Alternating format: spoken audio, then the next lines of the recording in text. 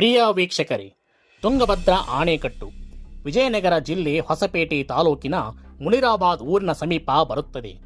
ಈ ತುಂಗಭದ್ರಾ ಆಣೆಕಟ್ಟು ಒಟ್ಟು 33 ಗೇಟ್ಗಳನ್ನು ಹೊಂದಿದ್ದು, ತುಂಗಭದ್ರಾ ನದಿಯು ಮಳೆಗಾಲದಲ್ಲಿ ತುಂಬಿದಾಗ ಇದೇ ನದಿಗೆ ಅಡ್ಡಲಾಗಿ ಕಟ್ಟಿದಂತಹ ತುಂಗಭದ್ರಾ ಆಣೆಕಟ್ಟಿನ 33 ಗೇಟ್ಗಳ ಮೂಲಕ ನೀರನ್ನ ಹೊರಬಿಡಲಾಗ್ತದೆ. ಹೀಗೆ ಹೊರಬಂದಂತಹ ನೀರನ್ನ ಕಾಲುವೆಗಳ ಮೂಲಕ ಕರ್ನಾಟಕ, ತೆಲಂಗಾಣ ಹಾಗೂ ಆಂಧ್ರ ಪ್ರದೇಶ ರಾಜ್ಯಗಳ ಒಟ್ಟು 5 ಜಿಲ್ಲೆಗಳ ಬಳಕೆಗೆ ನೀರನ್ನ ಹರಿಬಿಡಲಾಗ್ತದೆ.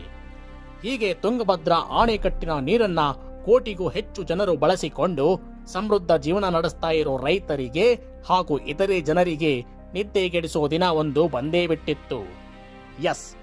ಇದೇ ಆಗಸ್ಟ್ ತಿಂಗಳು 10ನೇ ತಾರೀಕು ಶನಿವಾರದಂದು ನೀರಿನಿಂದ ತುಂಗಭದ್ರಾ ಜಲಾಶಯ ಭರ್ತಿಯಾದಾಗ 33 ಗೇಟ್ಗಳ ಪೈಕಿ 19ನೇ ಗೇಟ್ ನೀರಿನ ರಭಸಕ್ಕೆ ಕೊಚ್ಚಿ ಹೋಗಿತ್ತು. ಇದರಿಂದಾಗಿ ರೈತರಿಗೆ ಉಪಯೋಗ ಆಗಬೇಕಾದಂತಹ ಅಪಾರ ಪ್ರಮಾಣದ ನೀರು ವ್ಯರ್ಥವಾಗಿ ನದಿ ಸೇರೋ ಹಾಗಾಗಿತ್ತು. ಹೀಗೆ ಪೋಲಾಗ್ತಾ ಇರೋ ನೀರನ್ನ ಉಳಿಸಲು ಕರ್ನಾಟಕದ ಸರ್ಕಾರ ತಾತ್ಕಾಲಿಕವಾಗಿ ಸ್ಟಾಪ್ ಲಾಕ್ ಗೇಟ್ ಅನ್ನ ಅಳವಡಿಸೋ ಪ್ರಯೋಗಾತ್ಮಕ ಕಾರ್ಯಾಚರಣೆನ ಶುರು ಮಾಡಿತ್ತು. ಈ ಸ್ಟಾಪ್ ಲಾಕ್ ಗೇಟ್ ಕಾರ್ಯಾಚರಣೆಗೆ ಸರ್ಕಾರವು ಒಬ್ಬ ವಿಶೇಷ ವ್ಯಕ್ತಿನ ಕರೆತಂದಿತ್ತು. ಅಣೆಕಟ್ಟು ಸುರಕ್ಷತೆ ತಜ್ಞ ಎಂದೇ ಹೆಸರುವಾಸಿಯಾದ ಕನ್ನಯ್ಯ ನಾಯ್ಡು. ಈ ಕನ್ನಯ್ಯ ನಾಯ್ಡು ಅವರ ಮಾರ್ಗದರ್ಶನದೊಂದಿಗೆ ಜಲಾಶಯದ ಎಂಜಿನಿಯರ್ಗಳು, ಅಧಿಕಾರಿಗಳು ಹಾಗೂ ಕಾರ್ಮಿಕರು ಸೇರಿ 19ನೇ ಕ್ರಸ್ಟ್ ಗೇಟ್ ಅಳವಡಿಸೋ ಕಾರ್ಯನ ಶುರು ಮಾಡಿದ್ರು.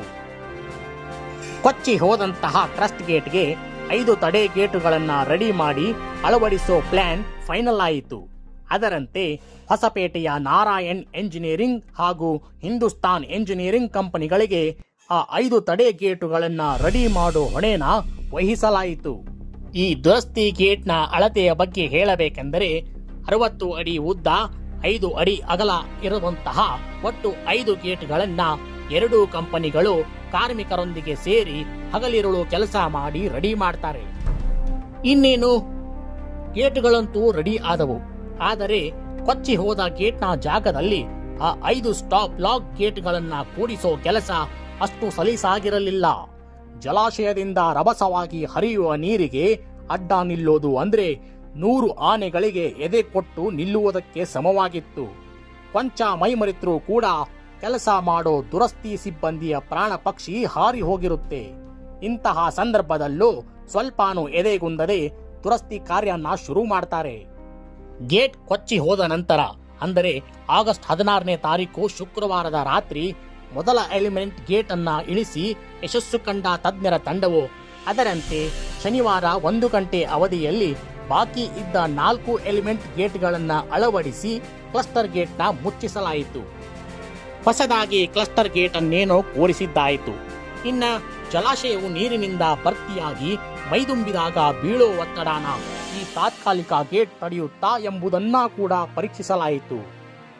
ಅದು ಹೇಗೆ ಅಂದರೆ ಬಾಕಿ ಇದ್ದ 32 ಗೇಟ್ಗಳನ್ನ ಬಂದ್ ಮಾಡಿ 19ನೇ ಕ್ರಸ್ಟ್ ಗೇಟ್ ಸಾಮರ್ಥ್ಯನ ಪರೀಕ್ಷೆ ಮಾಡಿಸಲಾಯಿತು. ಈ ಪರೀಕ್ಷೆಯ ನಂತರ ಗೊತ್ತಾಗುತ್ತೆ ನಾವು ಕೈಗೊಂಡಂತಹ ಗೇಟ್ನ ದುರಸ್ತಿ ಕಾರ್ಯ ಯಶಸ್ವಿಯಾಗಿದೆ ಅಂತ.